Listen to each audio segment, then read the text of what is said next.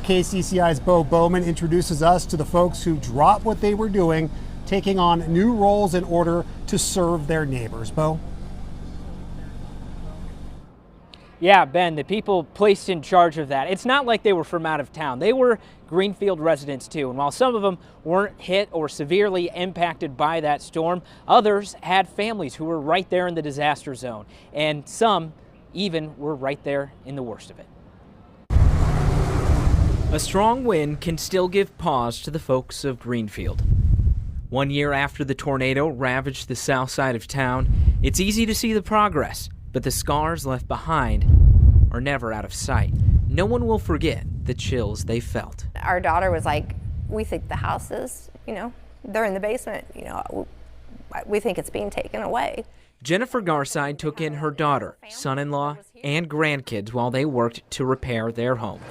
My daughter's a nurse, and so she was already out triaging, when we got there, like 5 minutes later. And my son-in-law works for our local utility company, so he needed to get going on that part. Shortly after the storm, Garside moved from her full-time job at the bank to run the Greater Greenfield Foundation, operating out of the Gathering Place. We're keeping it open for volunteers. An old church building that narrowly missed the funnel. Were you majorly damaged? Were you destroyed? Are you needing medical assistance, help with co-pays and all of that?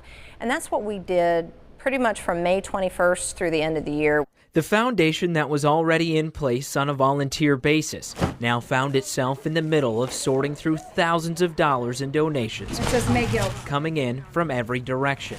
I was a zombie, honestly. Stacy Eshelman has been the executive director of the Greenfield Chamber in Main Street for more than a decade. But when the tornado hit her house, she was left speechless. I had never witnessed that kind of destruction, but I was in my house, when it was, kind of falling apart, and then I came out of the basement. I could not move. Eshelman's house was left standing, but the roof and east wall were both gone.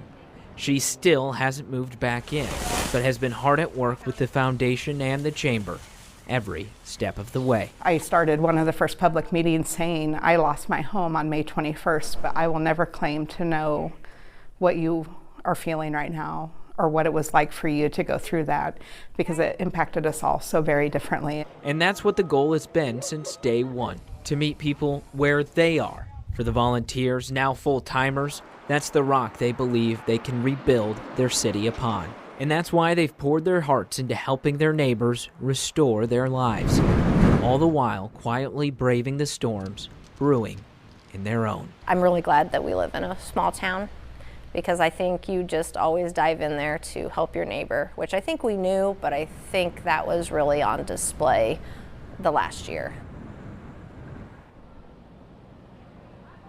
The foundation has not publicly released just how many donations they received in the last year just yet, but a couple of things they do want to know. Despite all the progress that you see in town, especially on the south side, there is still a lot of work to be done, and a lot of volunteer work for the most part is their big ask. A lot of projects that require a lot of labor hours to finish up. Additionally, they wanted to thank the Center for Disaster Philanthropy. A grant from them provided the foundation with the ability to hire a case manager, and they really credit that grant to their success here over the last year, being able to organize and take in as many cases as they did.